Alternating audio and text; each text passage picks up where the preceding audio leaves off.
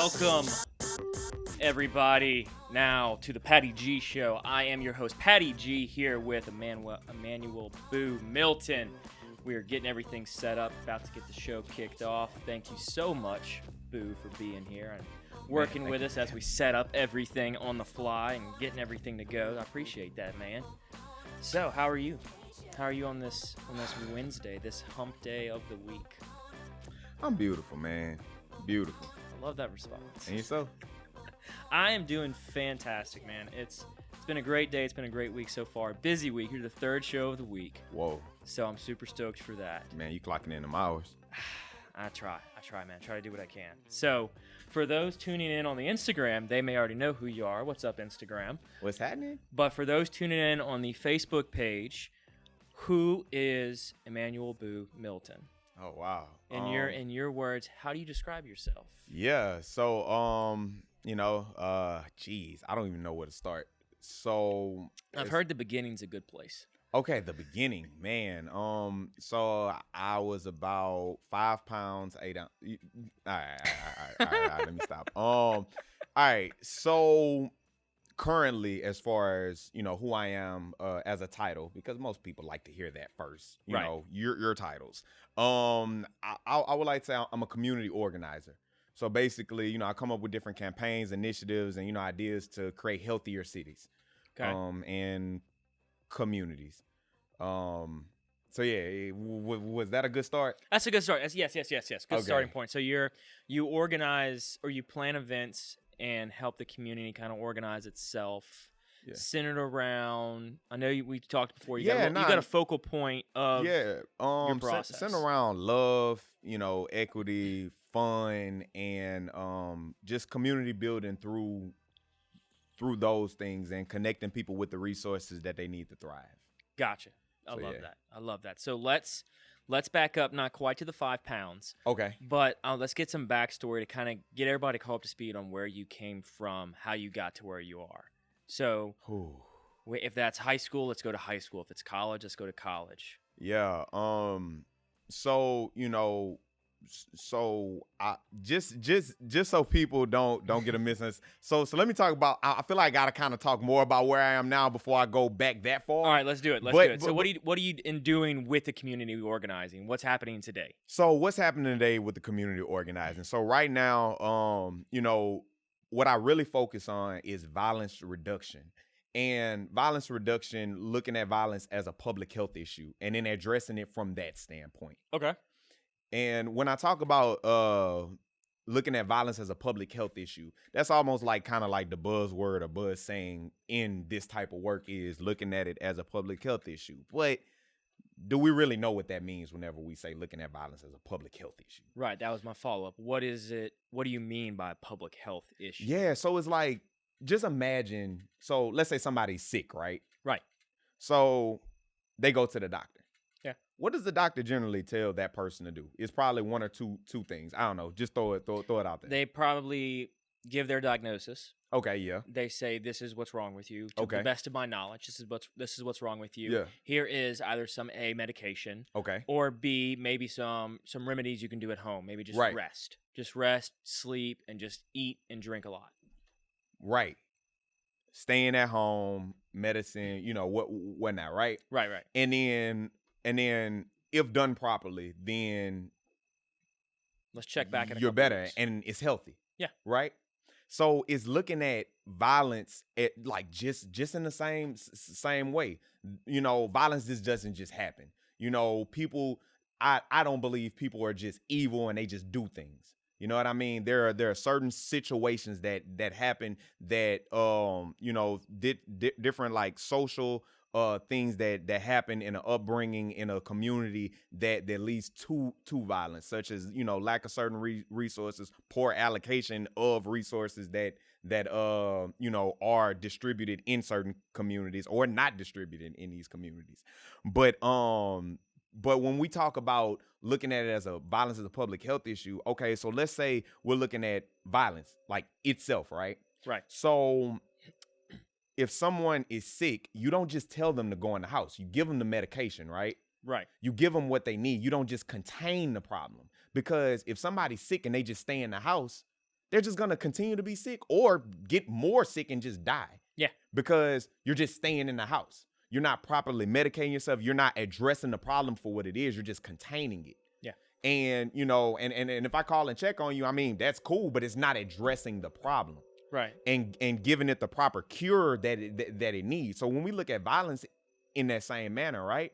So if someone has violent tendencies or violence is happening or somebody is thinking about doing something, it's like, okay, do we contain the situation? Because whenever people say, okay, we want to reduce violence in the neighborhood, we're going to send more police over there, we're going to put more cameras. That is surveillance and containment. Mm-hmm. You are containing a problem. You're not fixing anything.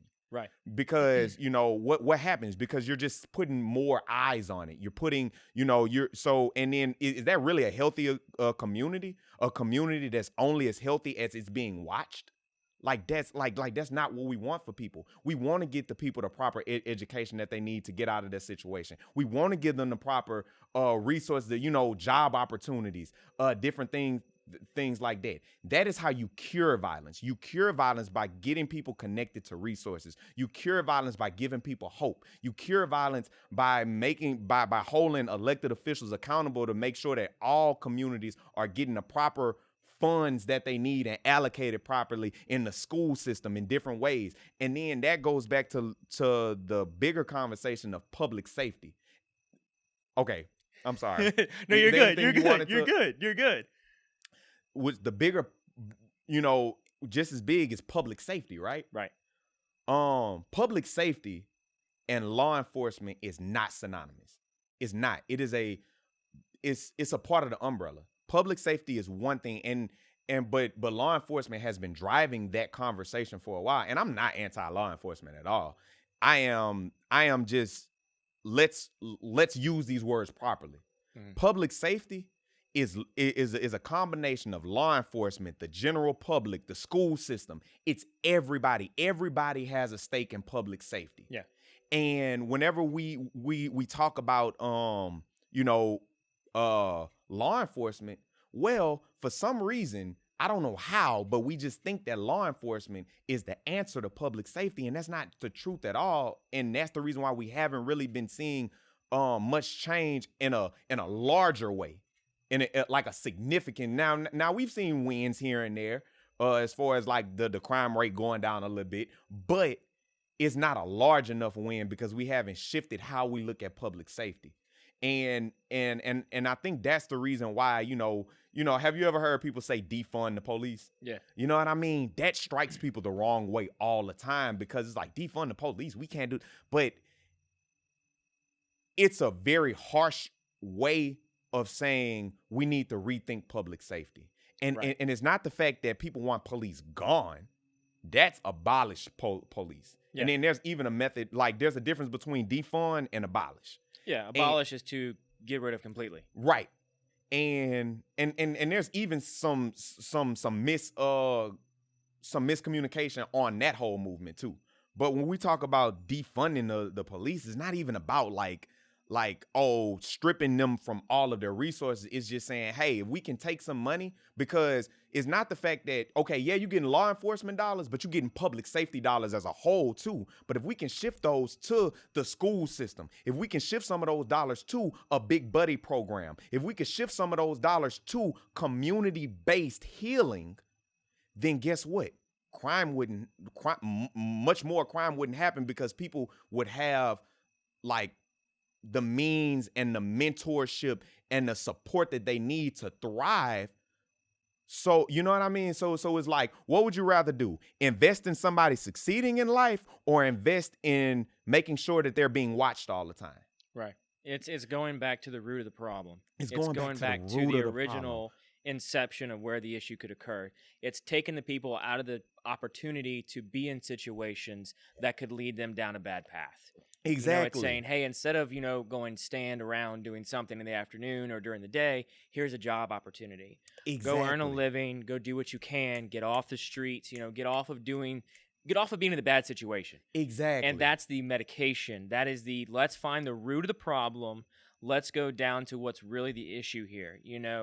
If if you come in every week with a broken arm, well, maybe we need to say, hey, stop skateboarding.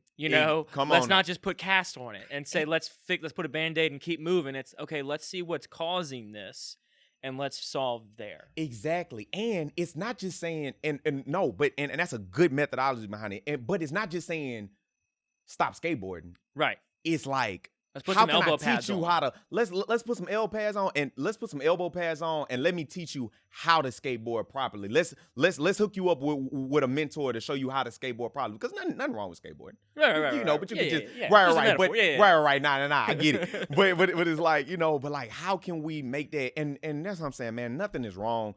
I mean, yes, we do have. I personally feel like it's things in within certain systems that we do have to change. But I feel like, yes, law enforcement is necessary.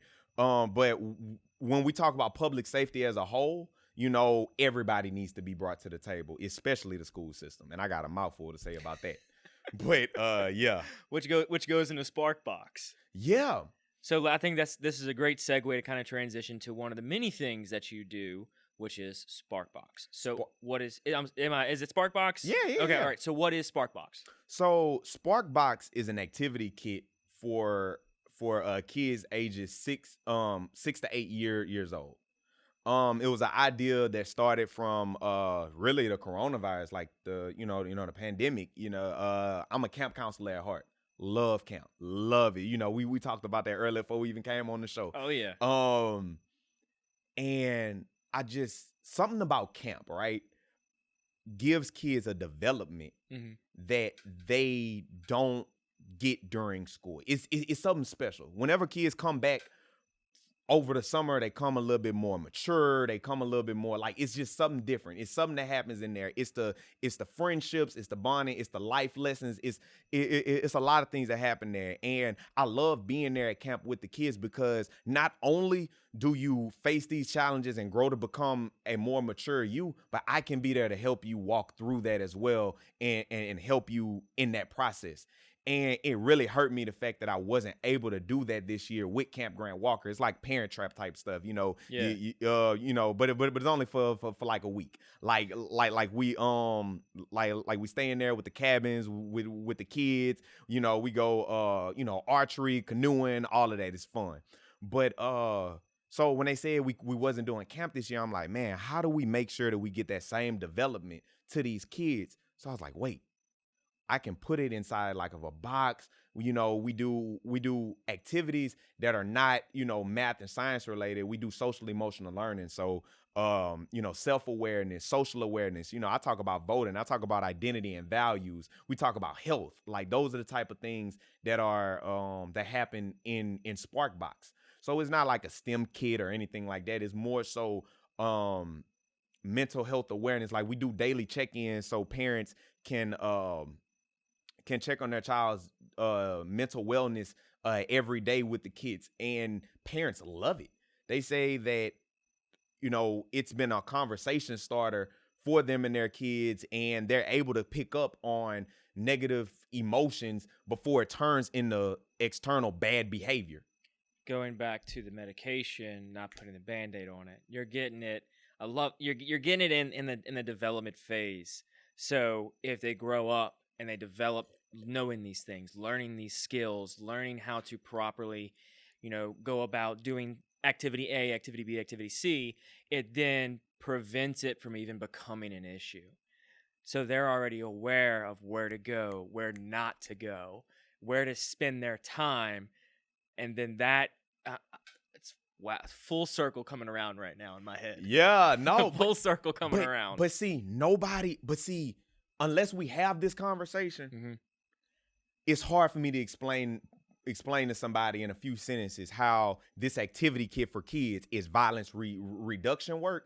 And it's hard for me to quantify that data whenever, I can't say that this person didn't kill somebody, go to jail, or this person succeeded in life because of these lessons learned here. You know what I mean? Right. Because I can't say that you didn't do this because you had this. You know what I mean? Like I can't say that because even with like a lot of suicide prevention work, I can't say that you didn't kill, like, you know what I mean? Like, I can't say that somebody didn't harm themselves because we like to put one reason of blame on something.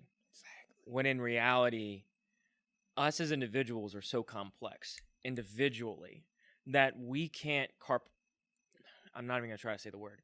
Compartmentalized. Okay, never heard it, but okay. Like put into boxes. Oh, compartment. Yeah. Compartmentalized. There it is. Okay, yeah. So put okay, into boxes individual stuff. They, for like you talking about for suicide, they committed suicide because they had this one issue happening. Exactly. And it's like, well, from an external point of view, from an external viewer, it may appear that way. But right now, you've got 100 things running through your head. I've got 100 things running through my head. Who's to say that I'm thinking about one thing and one thing only at the moment? Exactly. And what my activities that I do is caused by that one individual thought. It's like, no, there's so many different things that we are all involved with as human beings that you can't just say it was one issue. Right. It is a trail of issues. And when you dive into the trail, it becomes longer and longer, and the picture becomes so much more clear. It's as if you bought a piece of artwork that had one dot of ink on it. Okay. The whole picture isn't there. You don't know what the artist's intention was, but if all you see is the last brush stroke, yeah. What was the picture? I like that. What was the picture going to be if you only saw the last brush stroke? Yo. All you see is a blank canvas and one stroke of ink. Yo.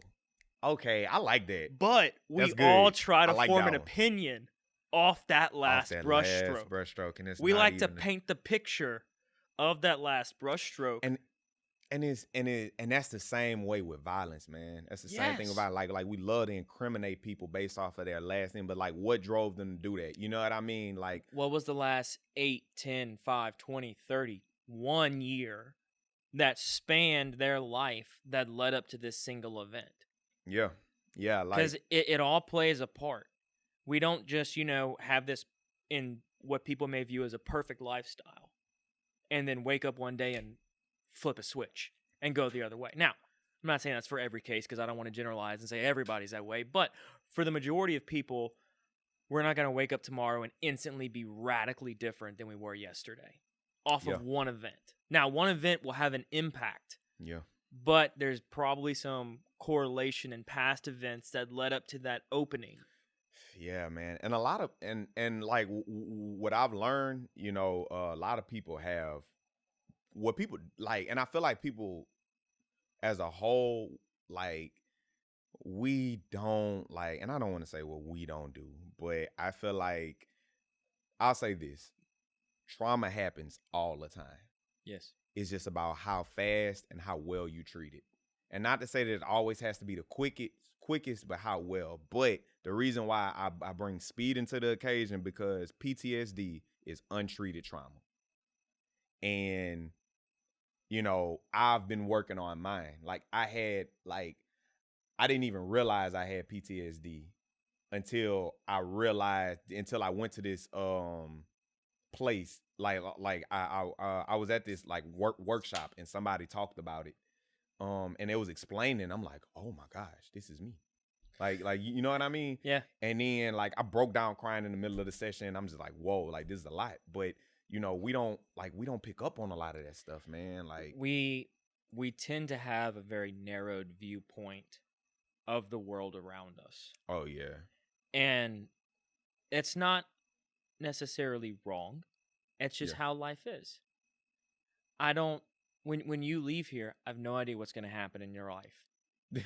From here to the next day, whatever. Because I'm not there. Food. Right. You go find some food. Exactly. You go get some food, go eat. But at the same time, you don't know the same thing in my situation. Yeah.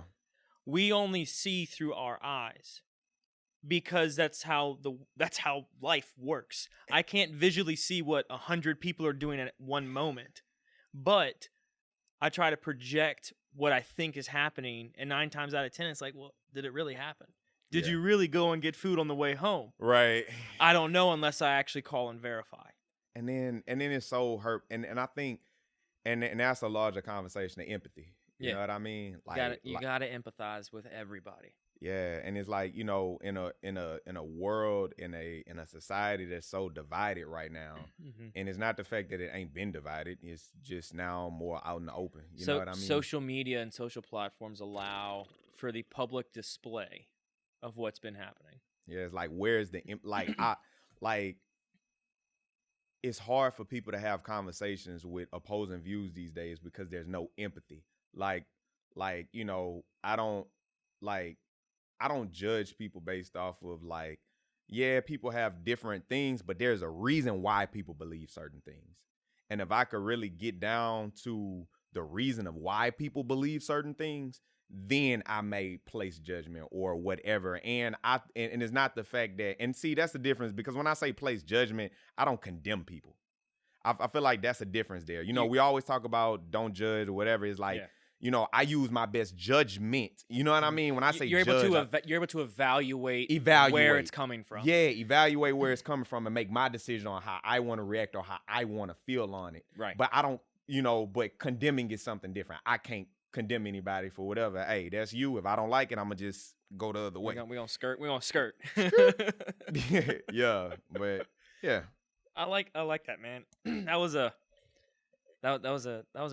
like that conversation, man. I'm glad we got there. But there's so much more to Boo than that. So now that we know where you're at now, let's kind of backtrack a little bit and kind of see how we got here. So, let's not look at the last brushstroke. Let's see the rest of the picture. No, I got you.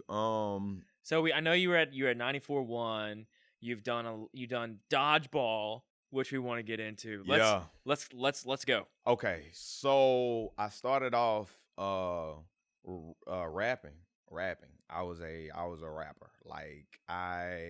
But when I say I was a rapper, it wasn't just like, yo man, check out my mixtape. You know what I mean? And then then all my friends just gassing me up. Nah, I was a legit you had stuff on the radio. Yeah, well, I had stuff going in the club. I mean, it's always been hard to get on the radio. Okay. But I had songs playing in the club before I could even get in the club.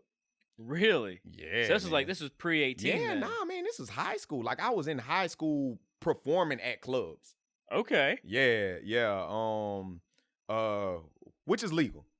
Yeah. Which is legal. But so yeah, man. So I had two big songs. One was G-Step, and it was a dance to it, and then another one was called Start the Line. And I've, collaborated with big artists as well. It was cool, man, but I was living life kind of fast. You 17 years old, 16, 17 years old, you got a lot of attention because you have the hottest songs in the city for older people and younger people. You performing at clubs, you performing at colleges, you performing outside of your city. You know what I mean? I remember I did a celebrity basketball game in Woodville, Mississippi, and I'm like, ain't nobody gonna know me. I'm just going over there. I'm shooting the basketball, and then the song come on, everybody start dancing. I'm like, whoa, this is dope. So anyway, that was going on, and it's but not only did I have that going on, but so we had the music, right? Right. It was a lot of stuff going. Yeah. So it was, I was in a clique. It was me and it was 9 of us, and we rapped. We threw parties, teen parties. Yeah. So that was for the people our age. And these parties would be packed, hundreds of kids. And then so we had the music, we had the parties, and of course, because we're making all the hot songs, people want to come to our parties because we're gonna perform there. Right. Then we had school, but just being honest, we had the streets too. We was in a lot of stuff that we probably didn't have business doing.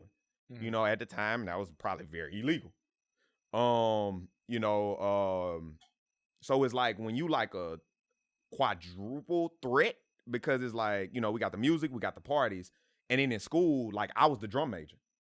In the band, doing the back bend, all of that. And then the other members of my clique was the head of the football team, head of the basketball team.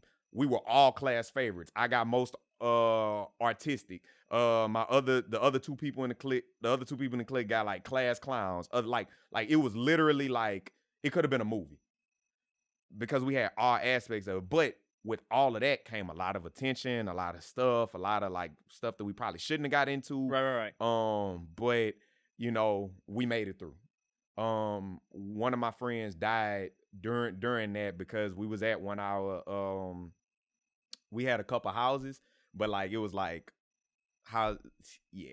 So Yeah. I see where you're going. yeah, like, and they was outside playing with a gun. The gun shot through the house, hit one of my friends, and he died on the way to the hospital.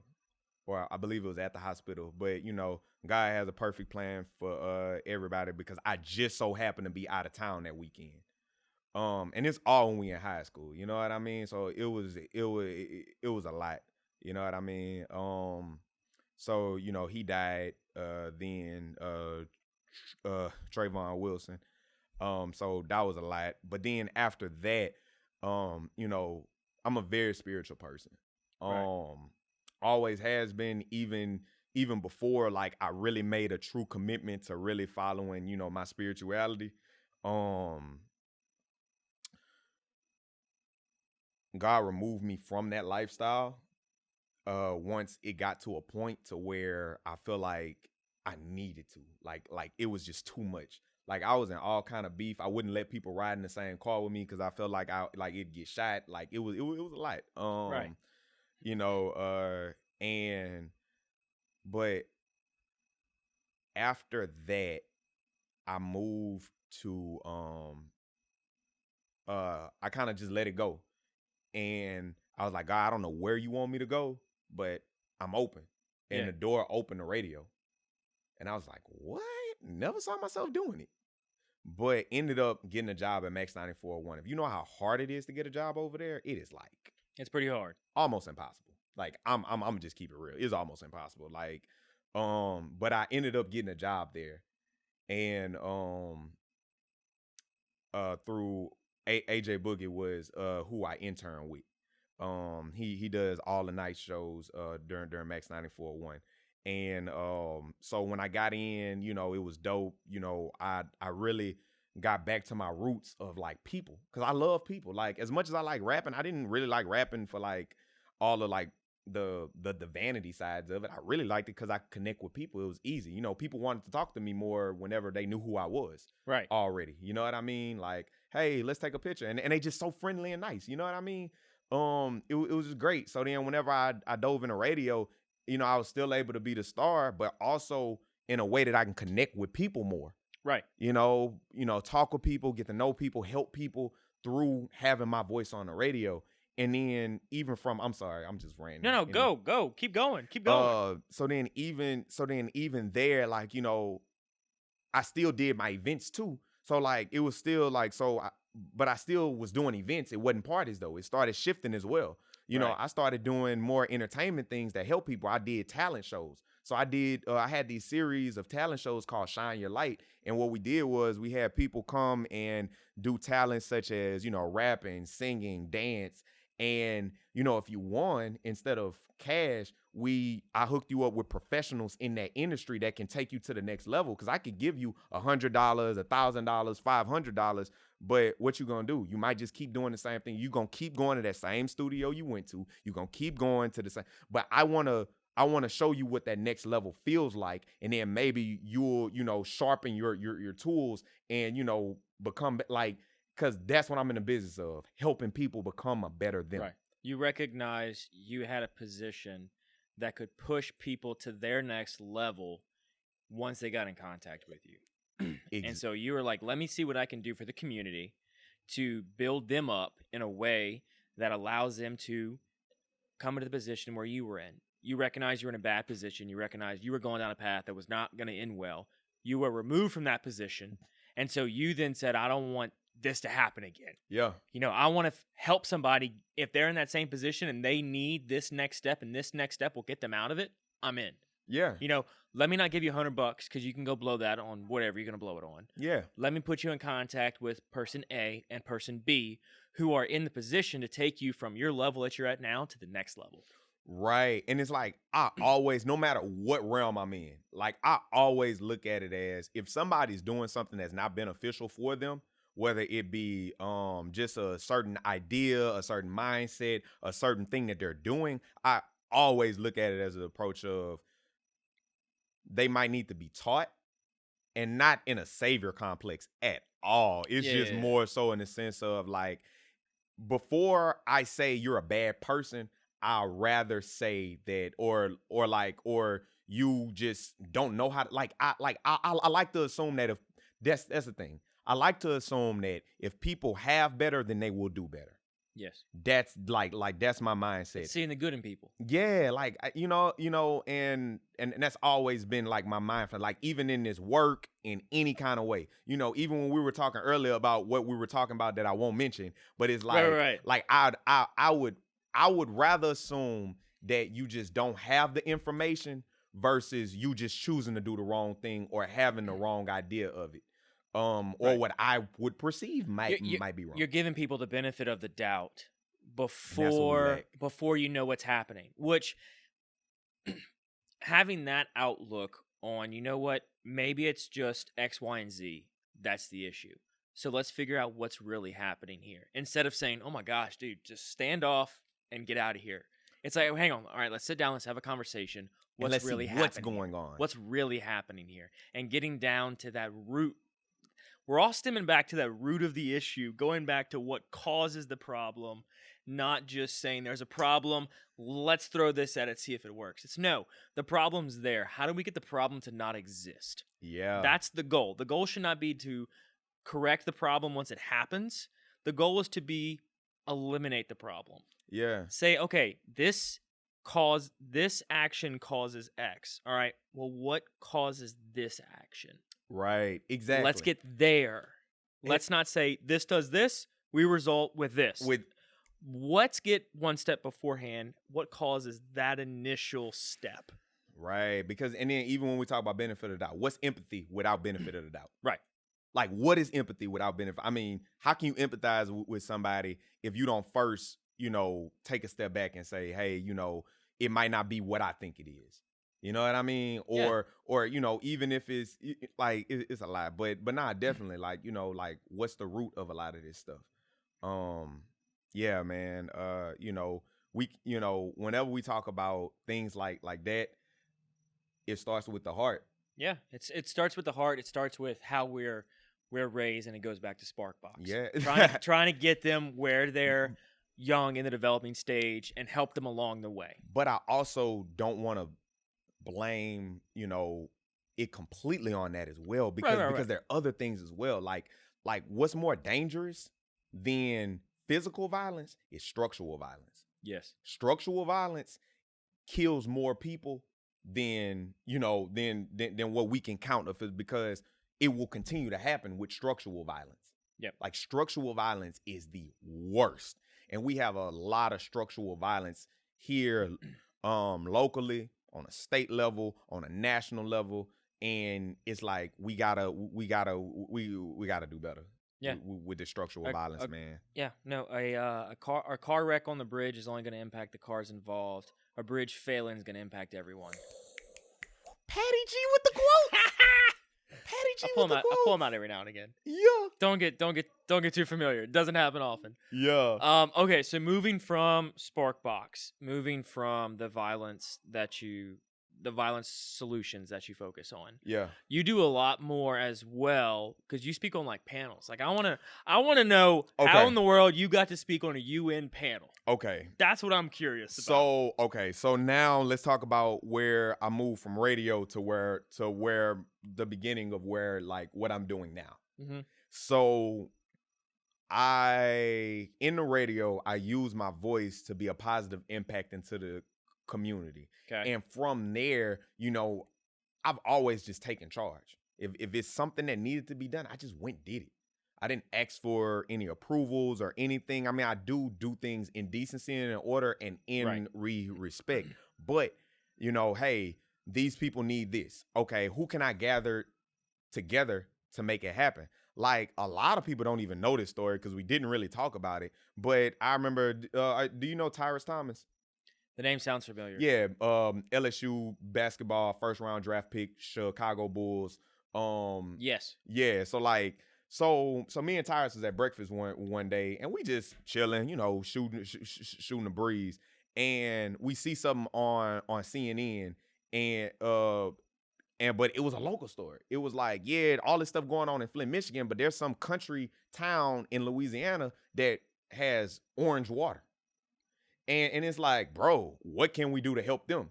So we just said, okay, let's go bring them some water. So we went bought a U-Haul, and we said a pallet of water costs $2.50. Who's about purchasing a pallet of water from Sam's and helping us fill his U-Haul? We filled that U-Haul, if not the same day, the next day. And I want to say it was January 1st, 2017. We brought that water to that place.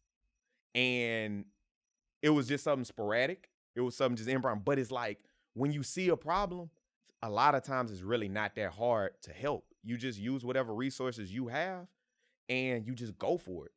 And I call that an entrepreneurial mindset. it. Find a problem, let's solve it. Let's go for it, man.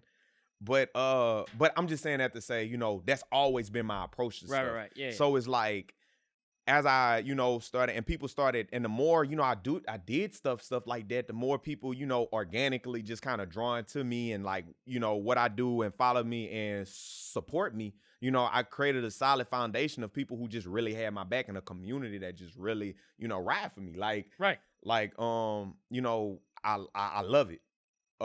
It's so much, like, I get so much love here in Baton Rouge. So, the more I started to get engaged, the more is whenever politicians actually started reaching out to me, like, hey, let me work with you to, let things happen. I give a lot of credit to Mayor Sharon Weston Broom, because, to be honest, I didn't know who Mayor Sharon Weston Broom, because I wasn't really into politics at all. I kept my ear to it, but I was never really into it until she kind of like reached out to me in 2016 and was like, hey, I'm running for mayor. I want to get to know you. I see you do a lot of different things. I'm like, all right, sure. So, we had conversations. We talked, it was through a friend, Tanja Miles, that she, that we got in contact. And, we, after a few conversations, I got to know her heart, and I was like, you know what? I like this. You know what I mean? Like, I'm about it, and I'm not even really about to go into politics. I'm just telling my story. Yeah. How you got to where you are. Yeah. So then, I started understanding like the political side of it, and understanding how much we really need to be politically engaged with what's going on. And because, these seats and these things that are happening, like, that shifts a lot of this work. And I can do as many good deeds as I want, but if the structure ain't right, then we just gonna keep having problems. So that's where, I started getting involved on that tip, and ended up getting a fellowship with Cities United. So Cities United is a national organization that focuses on violence reduction, and especially the homicide rate amongst African-American men. The reason why it focuses on that, and I'm about to start kicking out numbers. Yeah. Every 24 hours, I want to say about 7-8 years ago is when the organization started. Okay. When it first started, every 24 hours, 12 black men died to homicide.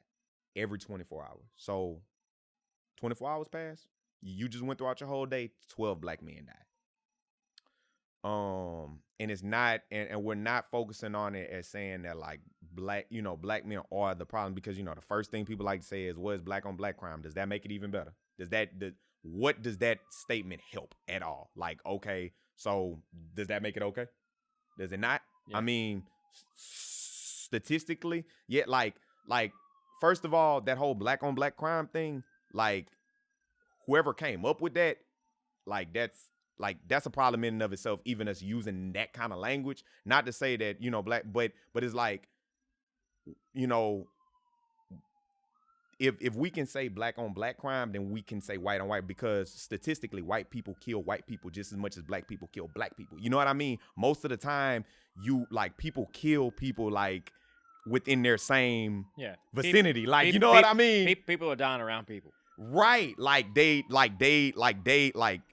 normally it's within the community that you live in. Like people commit homicides within the communities that they live in. You can look at whatever community you want to look at. Right. And the crime rate is based upon the people that live in the community. Right. And it's like, but in anyways, but now are black people dying? Yeah. So, but if you want to kick out numbers, right?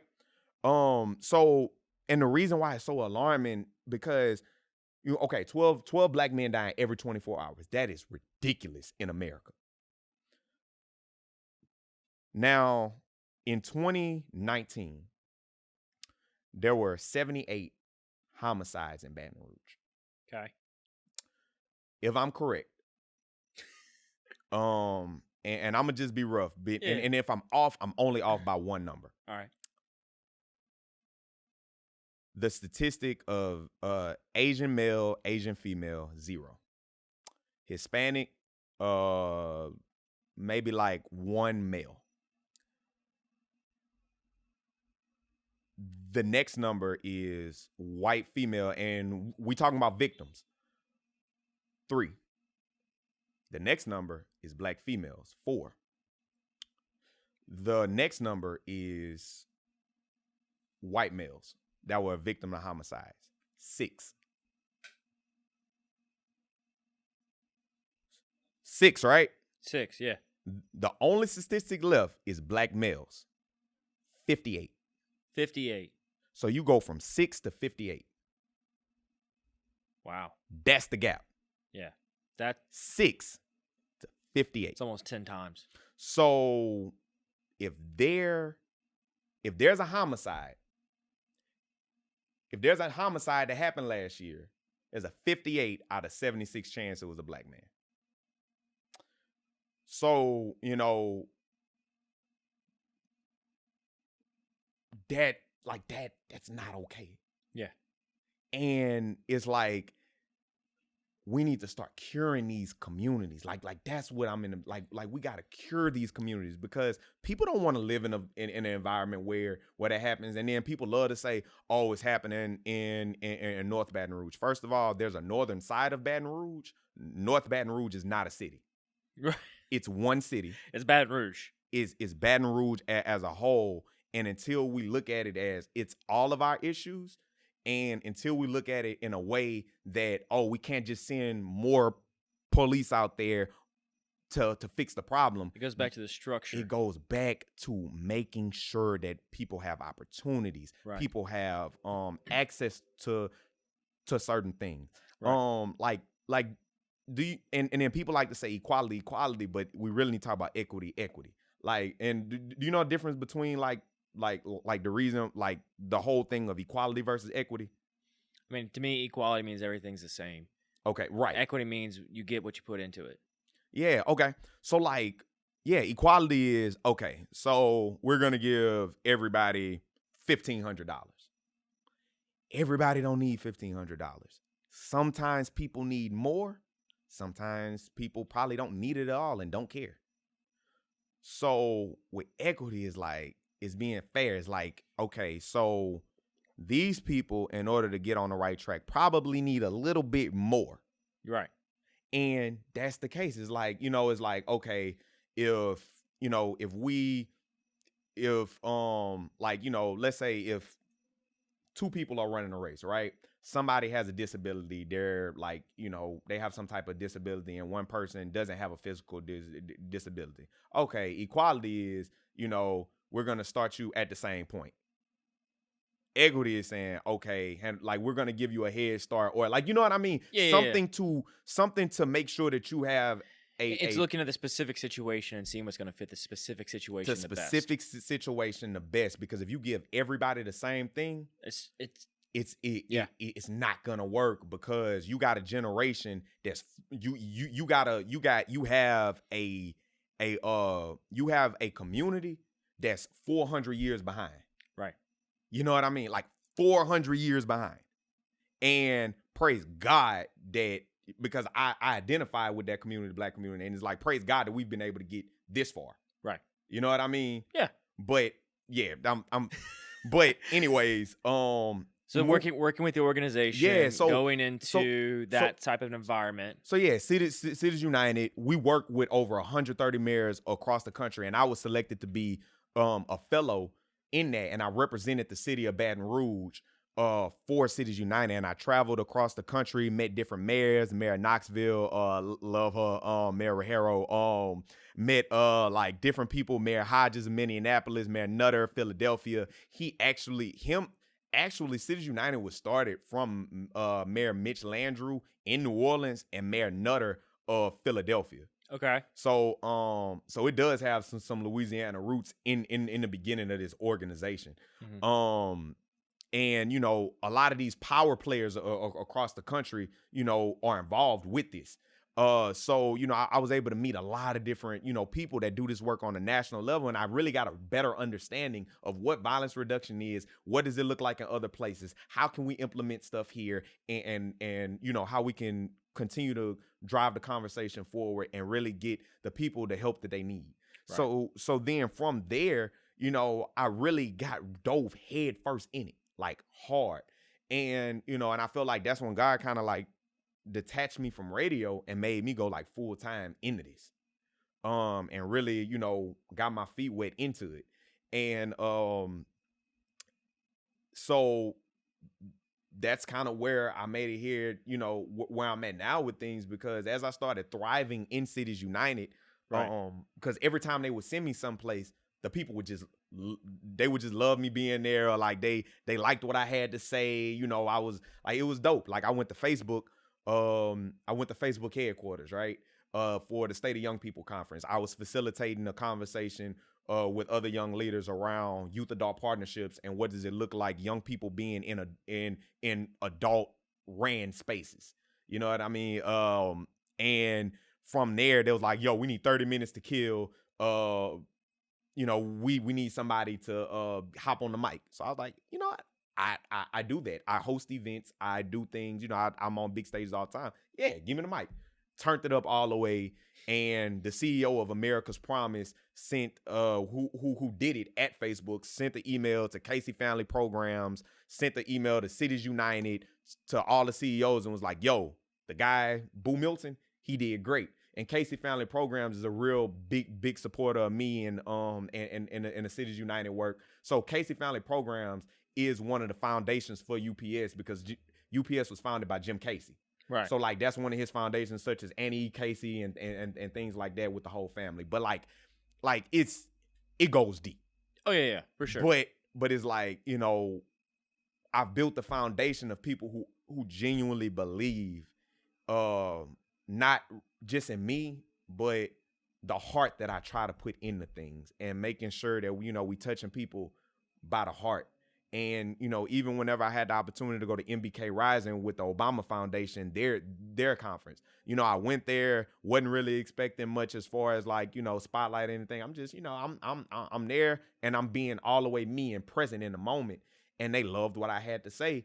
And I'm plastered everywhere, like all on the Obama Foundation Instagram page, national email blast. I'm actually still on Obama.org right now. For like one or two things, something that just happened recently. Like, it's just a lot of different things.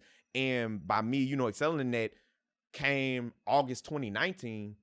Now, I'm not just a part of the network of Cities United. I actually sit on the advisory board for the entire organization. And I sit hand in hand with Mayor Betsy Hodges, Mayor Nutter, CEO of Casey Families, Dr. William Bell, Campaign for Black Male Achievement, Sean Dove, like just these heavy hitters, Jameer Burley, like who is a global advocate, who actually got me in contact with the United Nations related event. Yeah. That I was just a part of. Gotcha. Dude, I'm sorry, I'm talking a lot. No, bro, you're good. You're good, man. No, I was a lot has happened, a lot has transpired to get you where you are today. So within that realm of everything happening and where you've been and where you're going, I'm sure you've gathered quite a few lessons throughout the process. So as we kind of tend to wrap up the show, I like to ask people, what are some lessons you've gathered along the way thus far?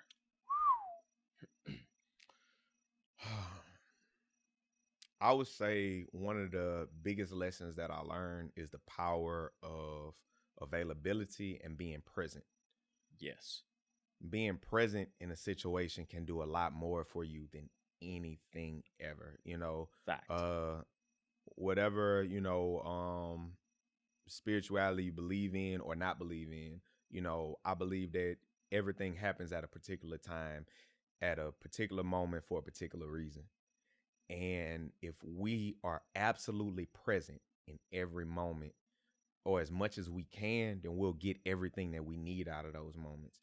The things that have been the most transformational in my life were because I was completely present in these moments, which unlocked more opportunity for me because I was listening completely whenever this person was talking to me, and I was able to hear, and then I was able to give the way that it was. I wasn't on my phone. I wasn't doing this. I wasn't, I was there. When I go to these conferences, I'm there. I'm not thinking about what's going on at home. I'm not thinking about whatever. I'm there and I'm giving my all. And if I'm there and I give my all, I know that all will be given to me the way that it's supposed to. So man, just being available and being present. When opportunity knocks, are you available?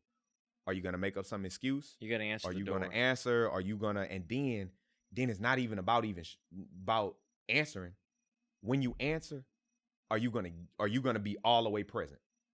Yeah. Or are you gonna hold back? So yeah. Dude, wow. That was powerful. That was Yeah. good. That was good, man. I Nope. And appreciate that's it.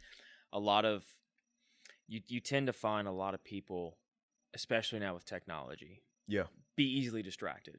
Oh man. They can be easily deterred away from the current thing that's happening right in front of their face because they've got a phone and they got some sort of device in their hand.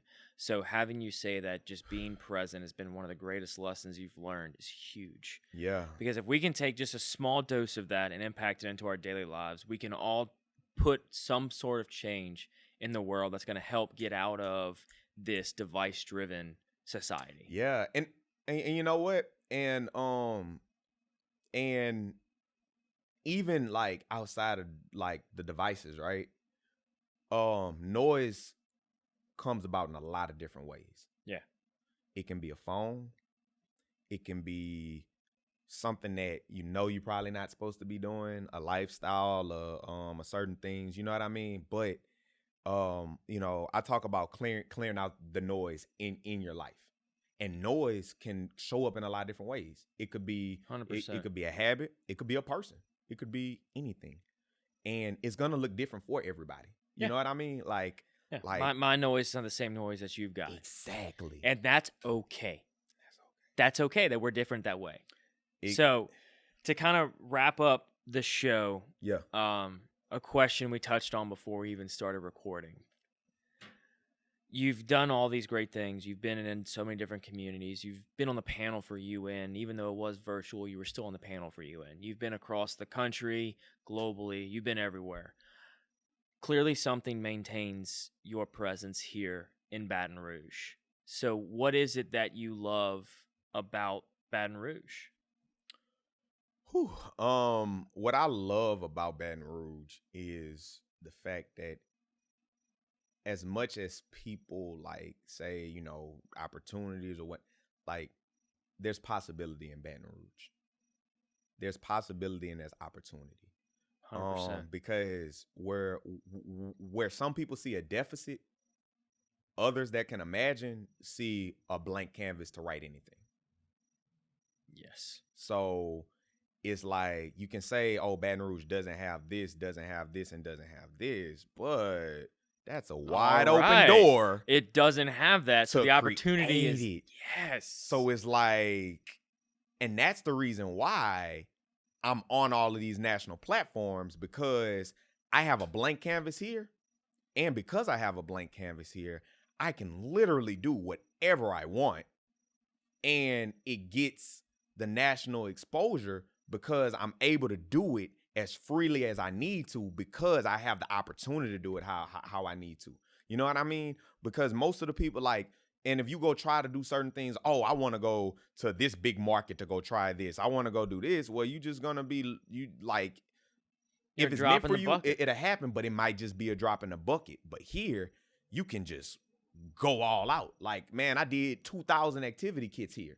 You know what I mean? Who knows? That might have got swept under the rug in Los Angeles. You know it what might I have mean? been it might have been another startup that's coming here to try to make it big. But in Baton Rouge, it made an impact. It made an impact, and it was huge, and people saw it, and it was able to get the life that it needed and grow. So, I mean, it's so many things that can happen here, and it's just like, make it happen. You know what I mean? Dude, And it's I like, love it. and when we talk about, like, you know, the idea of, yeah, you want to see more, but that's the thing though. Baton Rouge is where I lay my head out. Is where I lay my head out. I'm always out of town. Yeah. You know what I mean? But it's like, it's You a always place come back.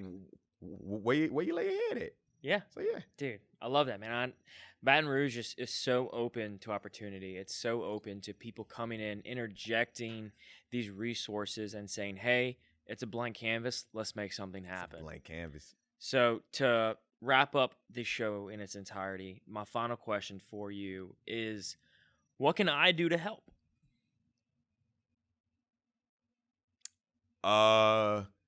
Well, like Patty G. What can Patty G or the Patty G Show do to help you?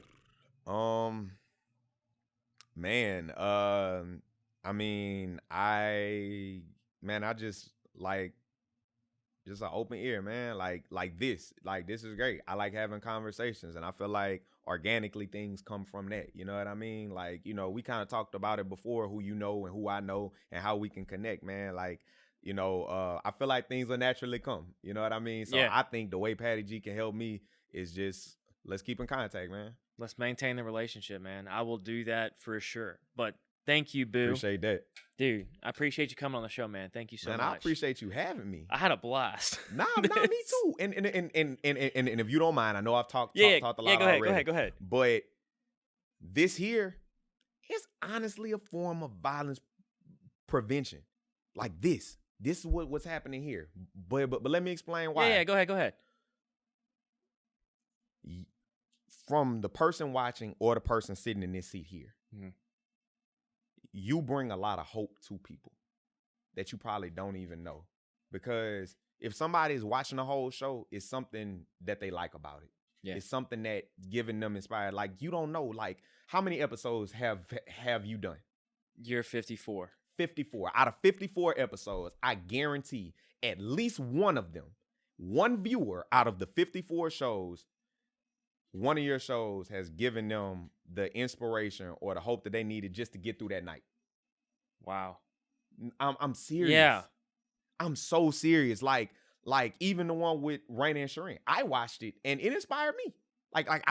But a lot of times, like, you don't get to see that. We don't get to see that. But it's like, that's it. Or the person that you bring in this seat that might not feel worthy enough to sit in this seat might feel like, oh, what you want to interview me for? Like, you're giving them an expression. You're giving them a sense of belonging to them. You're giving them that next inspiration that they need. Because let's say I'm a baker, right? And you want to talk to me. It's like, you know what? I wasn't excited about going back to my bakery and, you know, go and make these, you know, 20 cake orders. But you know what? I'm excited. You know, somebody wants to talk to it, and it gives them that stepping stone that they need to go finish what they're doing. Like, this is everything, man. Thank you. Dude. Wow. I've never thought about that. So, man, thank you. No, that's whew, man, that means a lot, dude. No, thank you. I'm serious. Yeah, that's and that like just makes my week, you know, my month. At the fact that what I've embarked upon has actually resonated. You know, that's going into the show, the whole goal was to promote Baton Rouge. Yeah. To showcase what we've got here. To showcase everything our state, you know, not even limited to Baton Rouge, our great state has to offer, because I saw at my time at, you know, LSU, at my time working around my peers, they were all eager to get out. Yeah. And I'm like, why? And the answer was always, there's no opportunity here. And I'm like, all right, well, you just instilled in me the fire to prove you wrong and say no. Baton Rouge is not the place to leave. Baton Rouge is the place to come to because of the opportunities. Louisiana is that blank canvas where you can come in and make such an impact that on the big scale of things may seem small, but you've impacted those. Like you said, over 54 episodes, if one person was impacted, it was all worth it. Yeah. It is all worth it, and it keeps me going, dude. So thank you, man. I thank you so much for coming on the show, dude. Nah, all love. Thank you for having me. I appreciate it. And for those watching in whatever platform or form you may be viewing or listening or embarking on this journey with us, I thank you for doing so. And be sure and check out Boo and everything he's got going on. Check out Sparkbox. Check out everything that he does. Hit him up if you have an idea or something you want that could help him in his journey along the way. And I just want to say thank y'all so much for tuning in. I am Patty G, your host, The Patty G Show. Y'all have a good one. Good night. I'm a simple